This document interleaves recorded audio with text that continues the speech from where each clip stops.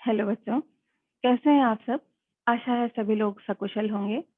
बच्चों, जैसा कि हम जानते हैं कि 15 अगस्त सन 1947 को हमारा देश स्वतंत्र हुआ था और लगभग 200 वर्षों तक हमारी जो भारत भूमि है, वो विदेशी आक्रांताओं के अत्याचार को सहती रही और परतंत्रता के इस पाश से मुक्त कराने के लिए, इनकी जंजीरों को तोड़ने के लिए अनेक वीर सपूतों ने अपने प्राणों की आहुति दी।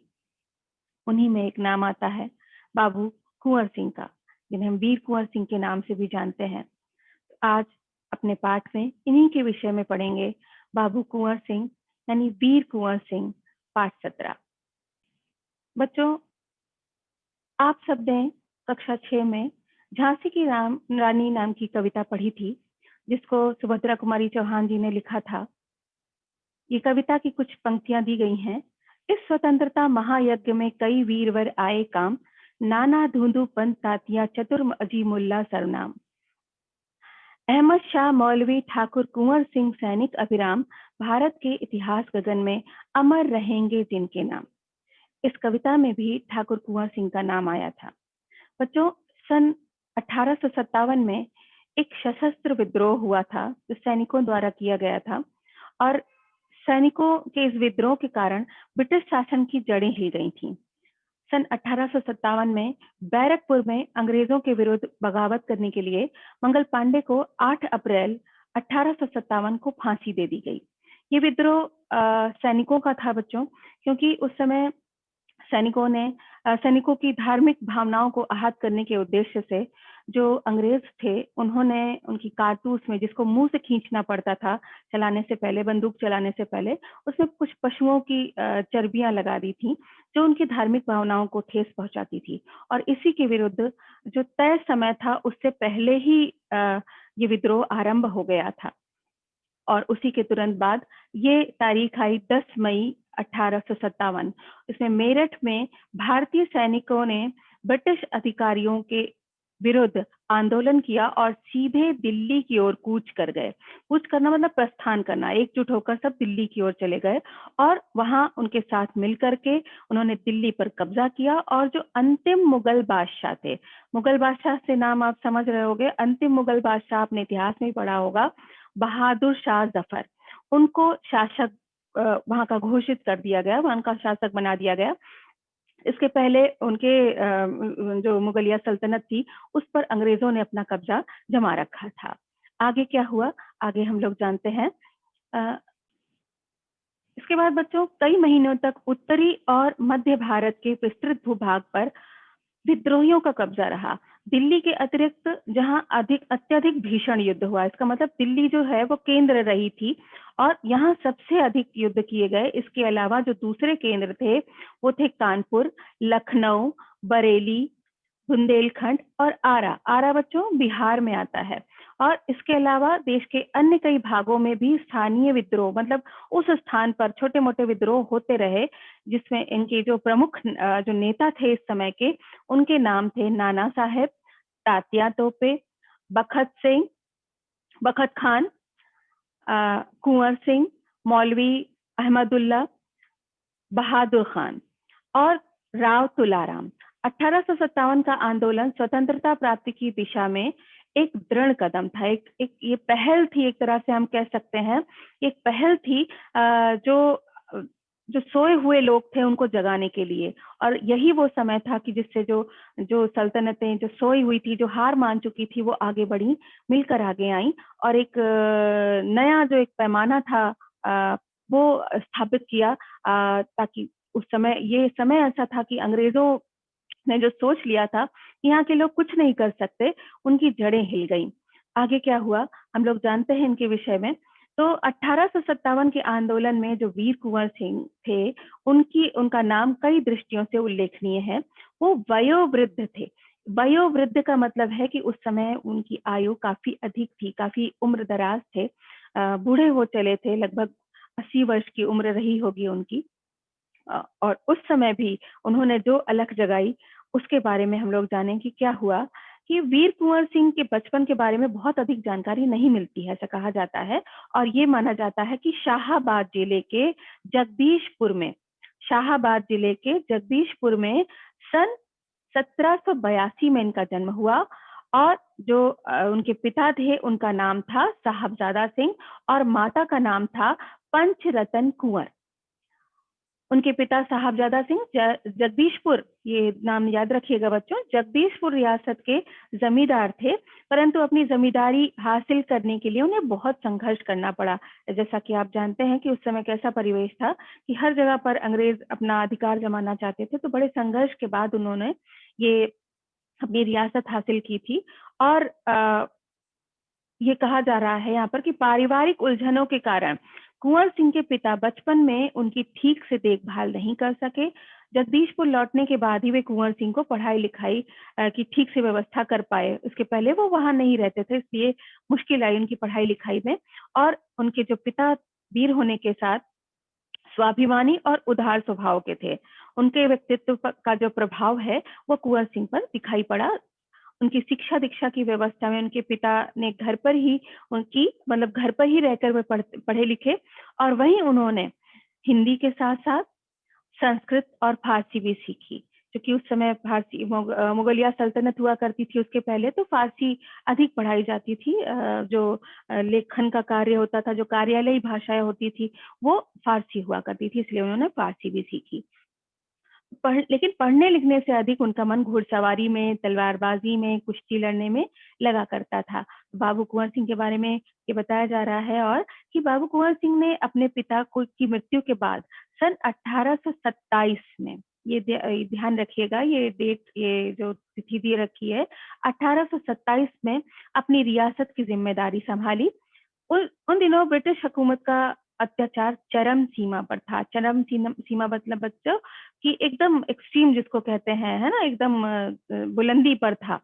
ठीक है, तो उस समय जो है लोगों में जो है इस हुकूमत के खिलाफ भयंकर असंतोष था। हाँ, क्योंकि लोगों की रियासतें छिन रही थी, उनके अधिकार छिन रहे थे। तो जाहिर सी बात है कि जब ऐसा होता है कि तो लोग विरोध करते हैं, उनको संतुष्टि नहीं होती, असंतोष जाहिर करते हैं। उद्योग व्यापार का भी बुरा हाल था। रजवाड़ों के दरबार भी समाप्त हो गए थे। भारतीयों को अपने ही देश में महत्वपूर्ण और ऊंची नौकरियों से वंचित कर दिया गया था। यानी जो ऊंची नौकरियां, ऊंचे ओहदे की, ऊंचे पदों की जो नौकरियां हुआ करती थी, वो केवल और केवल अंग्रेजों को दी जाती थी। तो इसके कारण भी असंतोष था कि अपने ही देश में हम नौकर ही बनकर रह जा रहे हैं, है ना, शासक नहीं बन पा रहे हैं और या फिर ऊंचे ओहदे पर नहीं पहुंच पा रहे हैं। तो विद्रोह की स्थिति बन गई थी। अब यहाँ जगदीश एक महत्वपूर्ण घटना जो बताई जा रही है यहाँ पर बात वीर कुंवर सिंह के बारे में, वो ये कि जगदीशपुर के जंगलों में बसुरिया बाबा नाम के एक सिद्ध संत रहा करते थे। जो उन्होंने ही कुंवर सिंह में देशभक्ति एवं स्वाधीनता की भावना उत्पन्न की थी। उन्होंने बनारस, मथुरा, कानपुर, लखनऊ आदि स्थानों पर जाकर विद्रोह की सक्रिय योजनाएं बनाई। यानी अलग अलग स्थानों पर जाकर लोगों से मिलकर उनको प्रेरित करके योजनाएं बनाई गई। और वे 1845 से लेकर 46 तक काफी सक्रिय थे। सक्रिय का मतलब होता है क्रियाशील रहना, एक्टिव जिसको कहते हैं। और गुप्त ढंग से ब्रिटिश हुकूमत के खिलाफ विद्रोह की योजनाएं बनाते रहे। उन्होंने बिहार के प्रसिद्ध सोनपुर मेले को अपने गुप्त बैठकों की योजना बनाने के लिए चुना। सोनपुर मेले को एशिया का सबसे बड़ा पशु मेला माना जाता है। बच्चों, पशु मेला, क्योंकि पशुधन भी उस समय एक धन हुआ करता था ना, पशुओं को जिसके पास अधिक पशु होते थे वो एक तरह से संपन्न माना जाता था। गाय भैंसों के साथ साथ घोड़े, हाथी, ऊंट आदि भी बिका करते थे। तो ये मेला जो अभी भी माना जाता है, पशु मेला सोनपुर का अभी भी प्रसिद्ध है।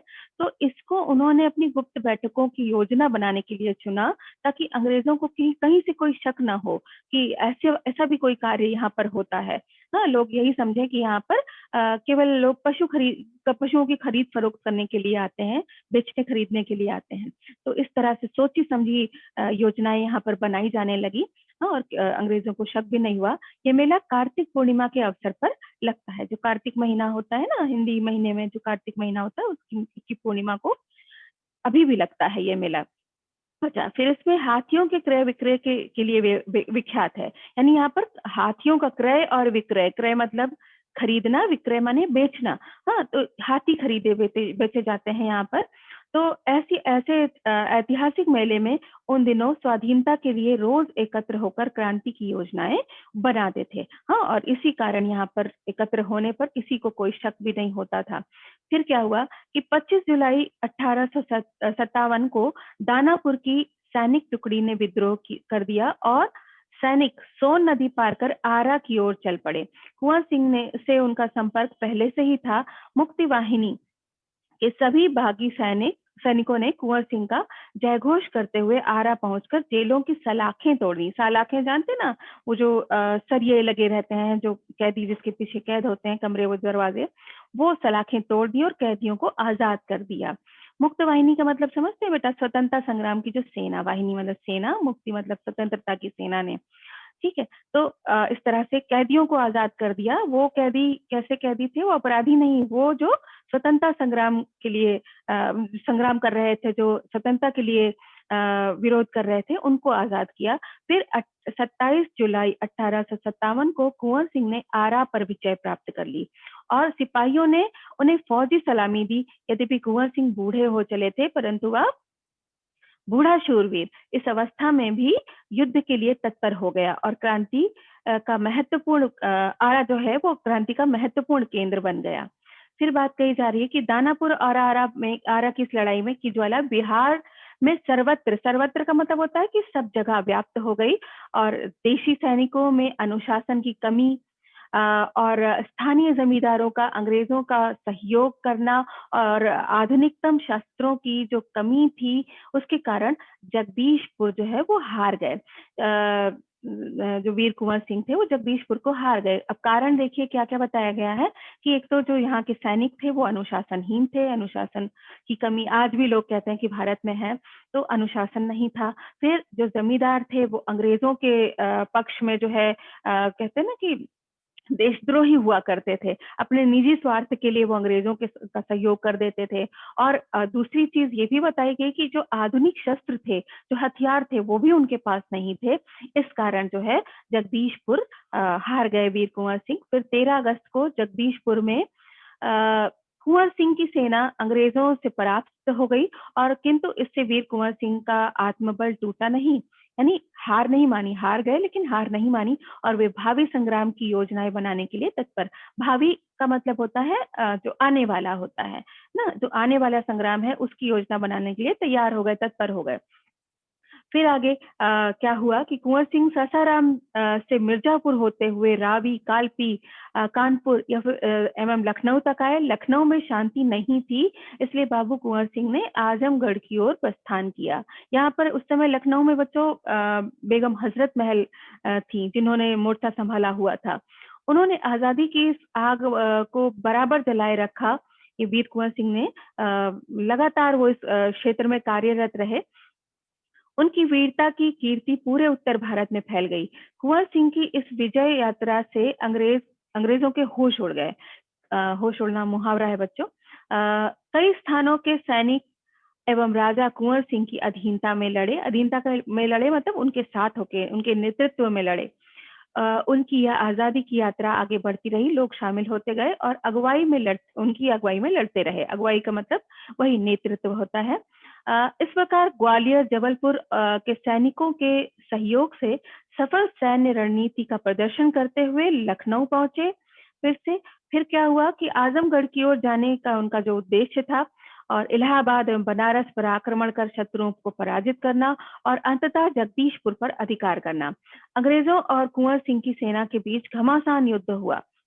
उन्होंने 22 मार्च 1858 को आजमगढ़ पर कब्जा कर लिया और अंग्रेजों ने दोबारा आजमगढ़ पर आक्रमण किया। कुंवर सिंह ने एक बार फिर आजमगढ़ को में जो है अंग्रेजों को हरा दिया। फिर क्या हुआ कि कुंवर सिंह 23 अप्रैल 1858 को स्वाधीनता संग्राम की विजय पताका फहराते हुए जगदीश पहुंच गए। लेकिन फिर क्या हुआ कि इस बूढ़े शेर को अधिक दिनों तक इस विजय का आनंद लेने का सौभाग्य नहीं मिला। यानी अंततः जीत तो हुई, लेकिन बूढ़े भी हो चले थे, और एक घटना और भी है जिसकी अभी हम लोग चर्चा करेंगे, जिसके कारण उसका सुख लेना उनके सौभाग्य में शायद नहीं था। इसी दिन विजय उत्सव मनाते हुए लोगों ने यूनियन जैक कहा जाता है बच्चों, जो अंग्रेजों का झंडा होता था, पहले आपने देखा होगा कि रेड कलर का वो क्रॉस जैसा बना होता है, आप देखिएगा, मैं उसको उतार कर अपना झंडा लहराया, फहराया। और इसके 3 दिन बाद ही 26 अप्रैल यानी 22 को जो है, ये 23 अप्रैल को जो है उन्होंने जगदीशपुर पर कब्जा किया, और फिर 26 अप्रैल को ही इस वीर सपूत ने संसार को विदा कह दी, यानी उनकी मृत्यु हो गई। फिर इनके बारे में और जो बताई जा रही है बात, उसको सुने कि स्वाधीनता संग्राम सेनानी वीर कुंवर सिंह जो थे, वो युद्ध कला में तो निपुण थे ही, साथ साथ छापामार युद्ध करने में भी महारत हासिल थी। छापामार युद्ध बच्चों गुरिल्ला युद्ध की तरह, जैसे कि अचानक से शत्रु पर हमला कर देना और छुप जाना, जो रण कौशल शिवाजी अपनाया करते थे, वही बात यहाँ पर बताई जा रही है कि एक बार कहा जाता है कि अपनी सेना के साथ वो गंगा पार करनी थी उनको, और उन्होंने एक खबर फैला दी कि वो जो है अपनी सेना को बलिया के पास हाथियों से चढ़ाकर पार कराएंगे। और अंग्रेज जो सेनापति डगलस थे, वो उन्होंने सुनी इस बात को, और वहां पर वो गंगा तट पर पहुंच गया। लेकिन फिर जो है क्या हुआ कि कुंवर सिंह ने जो चालाकी दिखाई, और वो शिवराजपुर पहुंच गए, और शिवराजपुर से जो है अपनी सेना को नावों से गंगा पार करा दिया। लेकिन डगलस तब तक वहां भी पहुंच गया और गोलीबारी शुरू कर दी, और इन्हीं गोलियों, एक गोली जो है उनके बाएं हाथ में लग गई, और उनको लगा कि शायद अब ये मेरा हाथ किसी काम का नहीं रहेगा, जहर न फैल जाए, है ना, उसके कारण पूरे शरीर पर जो है प्रभाव पड़े। और उन्होंने खुद अपना हाथ काट करके, सोचिए कितनी हिम्मत रही होगी, कि खुद अपना हाथ काट करके उन्होंने गंगा मैया को अर्पित कर दिया, और कहा कि हे गंगा मैया, अपने इस प्यारे किया अकिंचन भेंट स्वीकार करो। और इस तरह से हमें ये पता चलता है कि वो अपने देश के लिए कितना समर्पण की भावना, है ना, सब कुछ न्यौछावर करने की भावना ऐसे वीर सपूतों में बिरले ही देखी जाती है, बहुत रेयर जिसको कहते हैं होती है। अच्छा, फिर उन्होंने, इनके बारे में ये भी कहा जाता है कि हालांकि उनकी माली हालत अच्छी नहीं थी, माली हालत का मतलब आर्थिक स्थिति बहुत अच्छी नहीं थी, फिर भी उन्होंने जो है स्कूल के लिए जमीन दान दे दी, है ना, निर्धन व्यक्तियों की सहायता करने से कभी पीछे नहीं हटते थे। और साथ साथ जो है उन्होंने लिखा है कि जगदीशपुर में, और जगदीशपुर में फिर जगदीशपुर की सड़क और आरा बलिया की सड़क का निर्माण किया। हाँ, और उस समय जो जल की आपूर्ति के लिए कुएं खुदवाते थे, उन्होंने अनेक कुएं खुदवाए और जलाशय बनवाए। कुंवर सिंह के उदार और अत्यंत संवेदनशील व्यक्ति थे, और इब्राहिम खान, किफायत हुसैन उनकी सेना में उच्च पदों पर आसीन थे। इसका मतलब कि वो धार्मिक भेदभाव की भावना उनमें नहीं थी, कार्य की क्षमता पर, हाँ, जो जैसा कार्य करता था उस आधार पर उनको उच्च पदों पर आसीन किया जाता था। तो ये एक उसका उदाहरण है। उनके यहाँ हिंदुओं और मुसलमानों के सभी त्योहार मिलकर मनाए जाते थे। हाँ, तो सांप्रदायिकता की भावना नहीं थी, और उन्होंने अनेक पाठशालाएं बनवाई, तो मकतब भी बनवाए, यानी जहाँ हिंदुओं के लिए पाठशालाएं, वहीं मुसलमानों के लिए मकतब भी बनवाए। तो बाबू कुंवर सिंह की लोकप्रियता इतनी थी कि बिहार के कई लोक भाषाओं के उनकी जो प्रशस्ति, यानी जो उनके प्रशंसा के गीत हैं, वो आज भी लिखे जाते हैं और लिखे गए हैं।